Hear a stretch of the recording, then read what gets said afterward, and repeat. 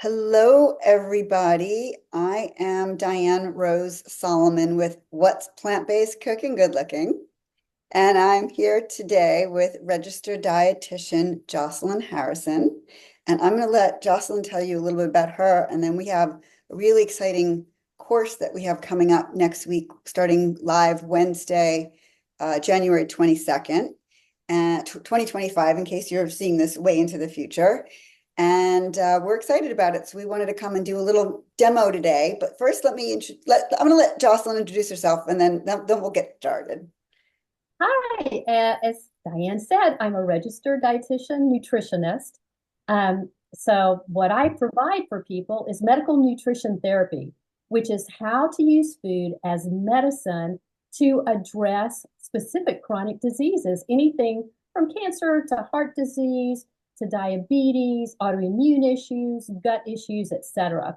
So I'm really excited to be part of the cooking classes so that I can kind of give you some insight into how you can use food to help prevent these chronic diseases.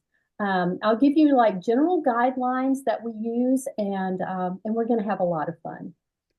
Great. So I'm going to be the cooking arm of this cooking class, and Jocelyn's going to be, I'll be the brawn, she'll be the brains. How about that? And so we're about to start a 3-session class, or course, I should say, one in January, one in February, and one in March.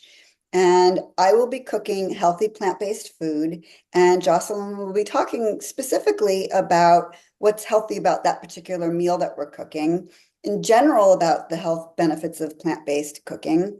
And specifically in January, we're going to focus on diabetes. In February, we're going to talk about heart disease. And then in March, we're going to talk about cancer. And just really quick, because we are actually going to make a salad and a yummy salad dressing together. In about 30 seconds, we'll get started. But I just wanted to briefly tell you, I've been vegan for 5 years. And at first, I was just like a not healthy eating vegan. And then I learned about plant-based nutrition, and I shifted what I was eating, and it was really healthy, but I still had some gut issues. And that's how I found Jocelyn, because I was looking for a plant-based dietitian who could help me ideally with my stomach issues so I wouldn't have to go on medication. And within 2 weeks of following her prescription and just, again, tweaks to what I was eating. I mean, I didn't like have to do anything so crazy or drastic. My gut issue, this is the best my gut has felt in decades, and the best I have felt, and I can't even tell you how long. So I'm truly grateful, Jocelyn, for your wisdom. And but we thought, we would partner up and show everybody how easy it is to cook a healthy meal and also learn about what's healthy about it. So with that, I'm going to get started. We're going to make a salad today. The first thing that we're going to be cooking in our class, which is going to be Wednesday, the 22nd. And by the way, it will be recorded. So if you see this video after January 22nd, it's all recorded. You will still have access to it, so don't worry. But we're going to be making a pasta bolognese that's lentil based. It's so amazing. It's easy. It's so delicious, and it's really healthy. But what's one of the nice things to eat with a pasta is a salad. So we wanted to come on, and it kind of seems silly, like a salad. We're going to make a salad. Yeah, we're going to make a salad because one of the things that helped heal my gut is greens. So while I start preparing a little bit, why don't you talk a little bit about greens, Jocelyn? And I'll, as soon as you get started, and I'll start cooking over here. Right. So when we're talking about a whole food plant-based diet, we're really focusing on like all of the vitamins and minerals and fiber that you get in a wide variety of food. And a big part of that can come from leafy greens.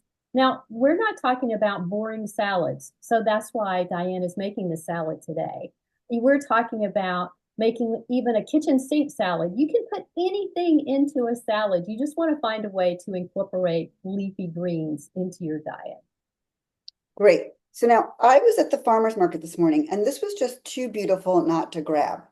And I'm going to take a few leaves. I can either, let me show it to you down here. I can either just chop the bottom off. In fact, I'll just do that. just chop the bottom off. I did wash it, but I have to be honest, I need to wash it better. There's a lot of dirt in this. It is very organic, which is a good thing. So you can chop it off. I'm just going to take a leaf out of this for starters. I'm not going to wash the whole thing. I did rinse it before, but I have to rinse it more. And this is a really nice leafy green. It's a red leaf lettuce. I'm just drying it a little bit with a towel. But I have to say, sometimes I go through the rigmarole of getting a big head of lettuce. I mean, it's a beautiful head of lettuce, but I have to be honest, I more often than not buy these pre-washed greens. And this is a baby spring mix. This one is super greens. I ate some of these yesterday, so I have a little bit left. I'll show you what they all look like. They've got ones with baby kale, with arugula, with spinach. They've got all sorts of different varieties. And this is not the only brand that has this. This is Organic Girl. I prefer to buy organic, but pretty much every supermarket at this point has a pre-washed, pre-bagged greens or lettuces or whatever. So tell me, I know that you had mentioned something to me, Jocelyn, about your clients and eating salads. And so let's talk about why this is so beneficial. Yeah, it doesn't matter, the main thing we want to make sure people are able to do is have access to food and if you're time crunched, what have you, use whatever, tricks you can. If you want to buy a pre-made salad or you want to buy something, like Diane has the box lettuces, they're excellent, they're quick. And when we're talking about leafy greens, it is such a wide, broad variety of different vegetables, everything from romaine to spinach, all of the things you classically think of leafy greens, the lettuces, but also things like collards and kale and mustards, those more hardy greens, and even the leafy greens that are herbs like basil, cilantro, parsley. They're all packed with important plant compounds that actually help prevent chronic diseases and help us be as healthy as we can be. I actually meant to pick a few bits of basil. I have the babyest little garden in the back, and the only thing that's growing right now is basil. I meant to grab some, but I didn't. So I just want to understand something because I had heard something before. I always just assumed, and a lot of people assume, this is romaine lettuce, that because it's not as leafy as this, that it's not as good. What can you tell me about that? It's fine. It's Romaine lettuce is one of the most nutrient dense lettuces there are. wow. Now, iceberg lettuce is really the one that kind of deserves the bad rap, iceberg lettuce. But the romaine lettuce is super dense with nutrients. And if romaine lettuce is your favorite, or even iceberg lettuce, then just mix it up with some other leafy greens. Just make sure that you enjoy your food. I'm a registered dietitian, but I love food and I want every meal to be as tasty as it can be. And Diane, Okay. you're the same. I'm totally the same. I'm totally a foodie and I'm not going to sacrifice. I'm not going to sacrifice. And that's the beautiful thing about eating healthy plant-based is that I haven't had to. So you don't either. And that's what I'm here to teach everybody. So it's pretty great. Okay, so I've got these super greens. And what's in the super greens? Red and green Swiss chard, tap soy, arugula, and spinach. So there's just a little bit left of it. So I'm putting in like a handful of this, but I also have this baby spring mix. And I have a little bit of red leaf lettuce. How much should I be putting in to my salad? How much greens should I be putting in? Well, there's kind of a rule of thumb. You want about 2.5 cups of leafy greens a day. That's just kind of like target. But if you want a salad that has less than that and more of other things, that's fine. Just know that every different fruit and vegetable that you're including in that salad is going to be its own little package of nutrients. So that variety is going to be really helpful because your gut flora, your gut microbiome is going to love it. I'm going to give you a little tip also. One of the things I noticed when I open up these plastics, and by the way, I'm very aware that this is packaged in plastic and it's not the most eco-friendly thing in the world, which is why I sometimes get my salads or my lettuces at the farmer's market where they don't come in plastic. But More often than not, I do. And I'm just being realistic that it's not ideal eco-friendly wise, but it is ideal knowing that I'm not going to dread that I'm going to have to make a salad. So it's easy. But here's my little pro tip. Hang on, I'm going to grab a paper towel. When I open up a plastic like this, and once this is open, the greens will start to get a little bit mushy after a day or so. So what I do is I put a paper towel in there, soak up some of the moisture so that it gives them at least 2 extra days, I find. So, and then I close it back up and put it in the refrigerator. Okay, so let's Wow. continue making the salad. Yeah, a little pro tip there for you. So I've got my greens here. I'm gonna set this aside because I need my cutting board. And I have a few other items that I've already washed. I've already washed everything. Very important for you to wash your fruits and vegetables before using them and eating them. So I have some cherry tomatoes. They're organic. They're from Del Cabo. Right now, there weren't any good ones at the farmer's market when I was shopping. Actually, that's not true. There was no farmer's market the other day because we had fires in Los Angeles. So I got from the supermarket. You don't have to cut them. I tend to cut them even though they're already kind of small. You could get any kind of tomato. You want to talk about tomatoes for a second? Well, yeah, and what I'm seeing on the screen, I see tomatoes and I see an orange bell pepper. And what I love about the fact that you are including those two foods in a salad is because they are full of vitamin C. They're very high in vitamin C. And when we have foods with vitamin C in them, along with our leafy greens, our body's able to absorb the iron from the leafy greens, which is very important. So anytime you're eating leafy greens, you want to add a source of vitamin C. And even if it's not the vegetables that you're using, Diane, then a squeeze of lemon or lime, or even slices of grapefruit or an orange, strawberries, anything that's high vitamin C is great in salad. Okay, great. And I just realized I didn't show actually how to cut this pepper. I started cutting it because I got all excited because you were talking about the pepper. But let's pretend that it's still whole. Instead of having to cut out the middle, I just sort of cut the outside. And so that's it. I just cut away from the middle so I don't have to worry about the weird part that's on the inside with all the seeds. And then if I was, last night I made fajitas for dinner. So I made this into little slices like this, like thin skinny strips like this. But for a salad, I'm going to make a different shape. I'm going to make them a little chunkier. They can make any shape you like. Use as little, and I don't actually normally put bell pepper in to my salads because when I'm making for my husband, because he doesn't like bell pepper, but I like it. So sometimes I'll eat it, sometimes I won't. Because usually if I make a big salad, it's for the both of us. But sometimes I do and sometimes I don't. And now I'm cutting a cucumber. I've already washed it, just cutting off the ends. Really simple. Take 2 seconds, just keep your fingers away as you're cutting. And put some cucumber. You want to talk about cucumber? I'll just say I love the Persian cucumbers.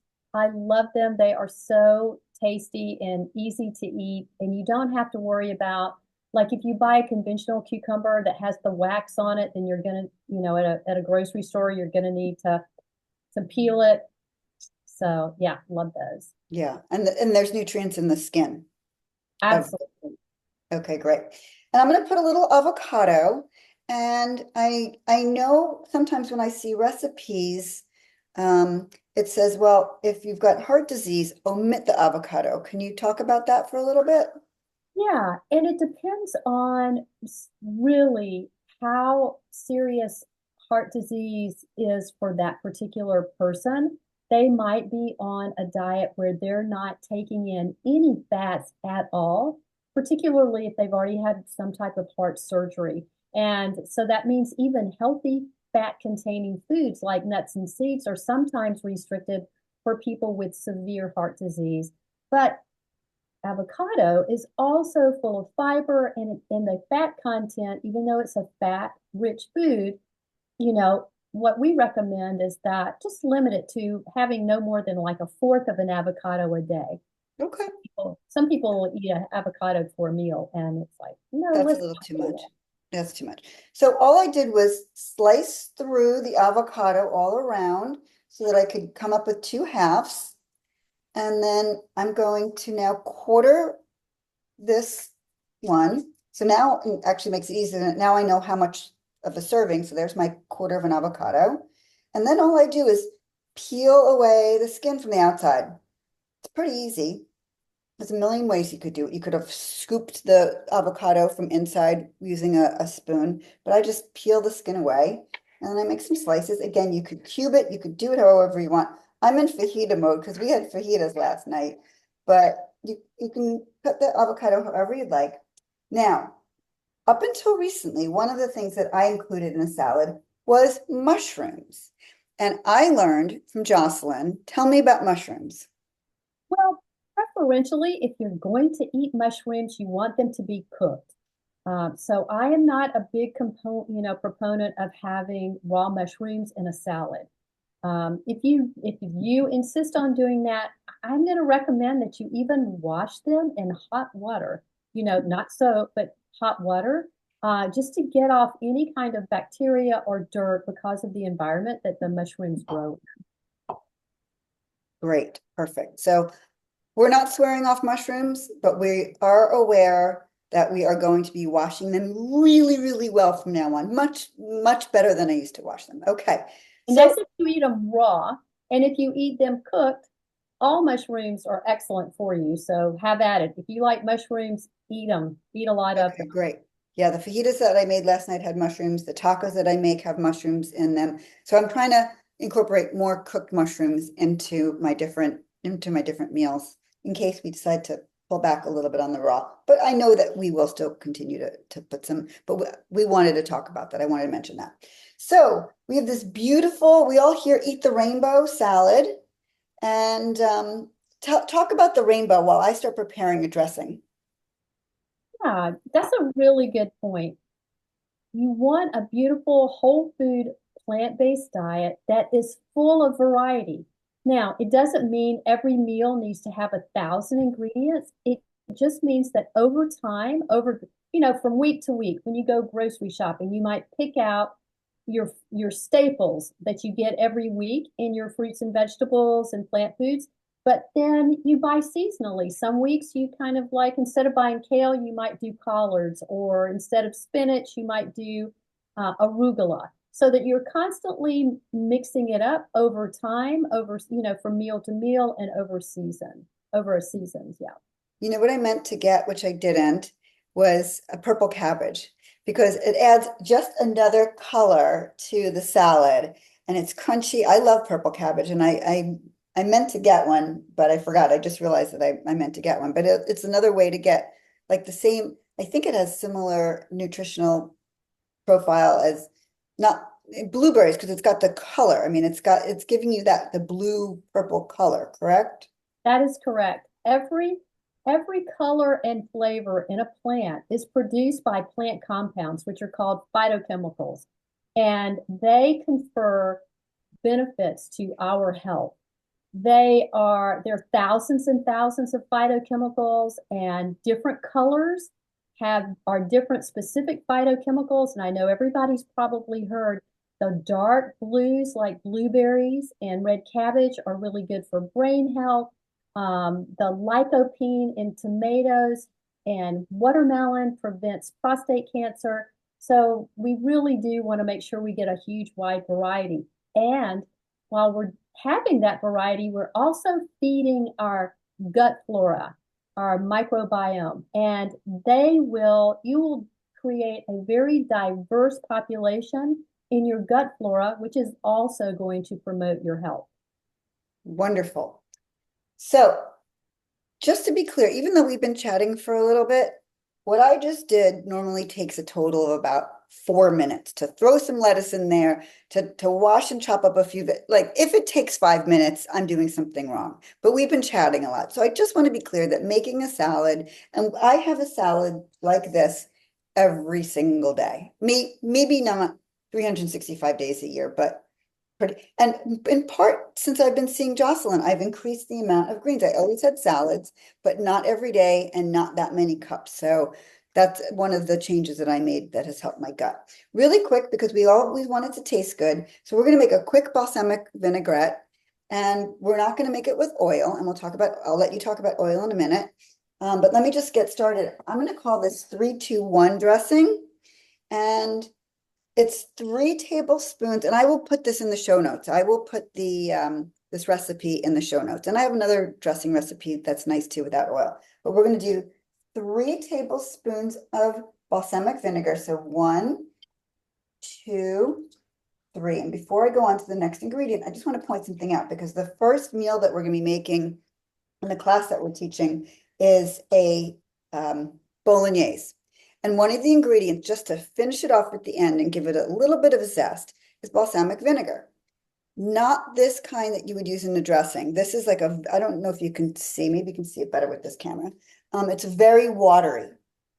This is what you want to use for a salad dressing.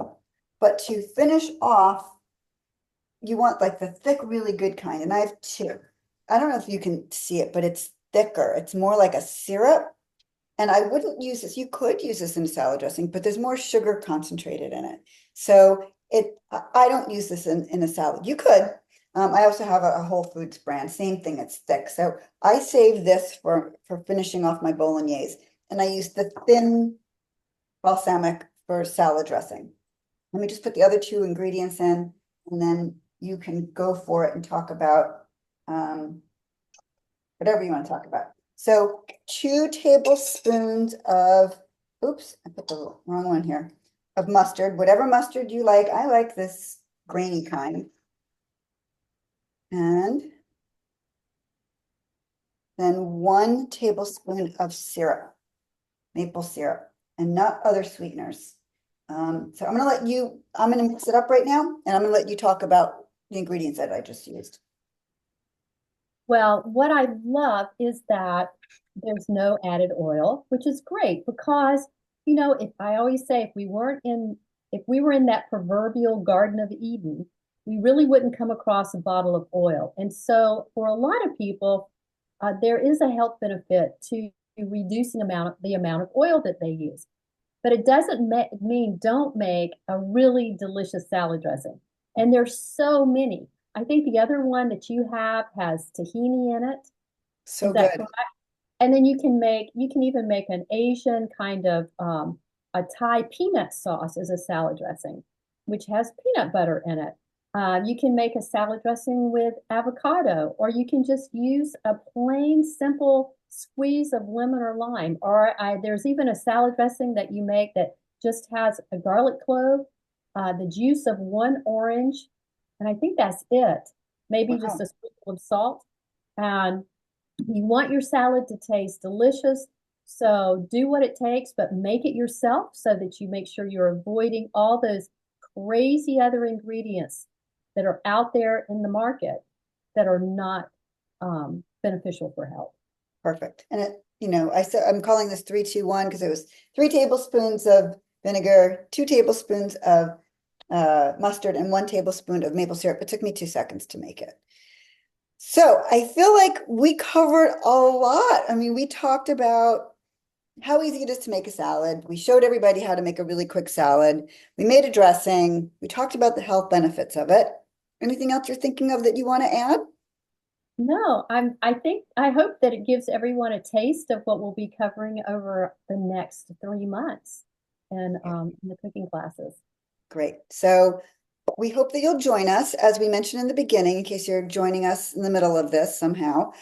We will be co-teaching a course, food for, what are we calling it? What are we calling it? Cook and learn. Food as medicine, cook and learn. Food is medicine, cook and learn. I'll be cooking, Jocelyn will be teaching, and you'll be able to cook along with me, and we'll be learning a lot. We'll be having a really good time, and I'm really excited because I know I'm going to learn. I've already learned today just about a few things that we're cooking with today. So I'm really excited about it, and it'll be on Zoom. So everybody can join from all around the world, and it will be recorded in case you can't make it live, and we'll have 3 sessions. And so reach out to either of us if you have any questions, and we look forward to seeing you in class. See you soon. Bye. Can we stop the recording?